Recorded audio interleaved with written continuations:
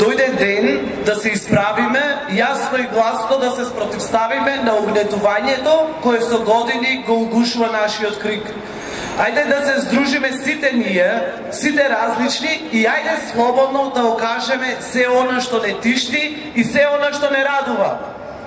Ајде заедно да ја направиме оваа држава безбедно место за сите нас. Без страв дека некој ќе не нападне на секој затоа што сме жени, педери или лесбејки. Без страв дека нема да можеме да ја преминеме границата и ќе ни стават две цртки во пасош само затоа што сме роми. Без страв дали ќе обезбедиме гола екзистенција за нашите деца и за нас, ако сме стечајци или хонорарци. Ајде да го вратиме достоинството во животот на луѓето, затоа што само ние можеме.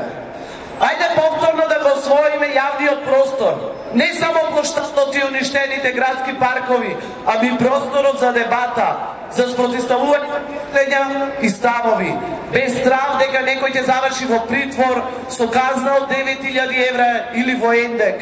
Ајде одново да ја освоиме слободата на зборот кој ќе пренесува вистината, сечија вистина, без оглед на пол, вера, раса, етничка припадност, политичка афилијација, сексуална ориентација. Да го ослободиме зборот, оти само тоа може да ни осигура развој и континуирано подобрување на квалитетот на живот. Ајде да ја вратиме жената на равноправна ползложба во оваа држава, а не клегната со наведната глава помеѓу двајцата мажи, таткото и синот. Тие големи и исправени, а таа наведната. Да се спротивставиме на таа стигма и на стигмата и подчинувањето на жените. Да возможиме секоја жена да носи собствени одлуки за собственото тело и да не дозволиме уште еднаш да останеме слепи на домашното насилство и насилството врз жената. Ајде да се исправиме пред судовите на правдата. Правдата која сега е толку далеко дофат за сите ние кои сме надвор од шаблонскиот идеал за покорен и послушен граѓанин изваден од актуелните учебници за граѓанско општество. Мораме да се справиме и пред полицијата и пред обвинителството. Тие се чувари на правата на сите. Да не дозволиме селективно устварување на правдата. Да не дозволиме 2 години да се малку за 6 напади, а во брза постапка да се доделат затворски казни за вршење на новинарска должност. Ајде одново да изградиме правна држава.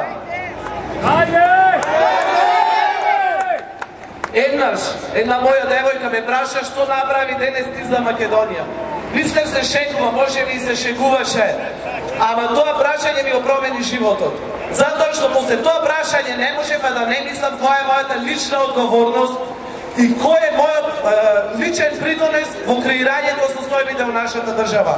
Но исто така, после тоа прашање не можева да не мислам што прават тие што сме ги избрале, тие што се ранат и дебелеат од нашите прави за нашата држава и за нас граѓаните.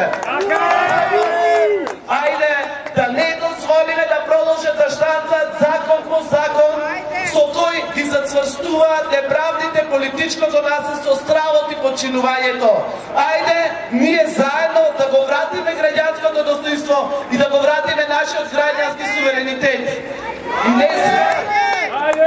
И не сме само ние, и не сме само тука. И додека мислеа дека сме подчинети, згазени и уплашени, ние излеговме повеќе и посилни. Затоа што политиката не прибаѓа нам и ние имаме одговорност да ги подобриме состојбите во нашата земја. Ајде да ја ослободиме Македонија!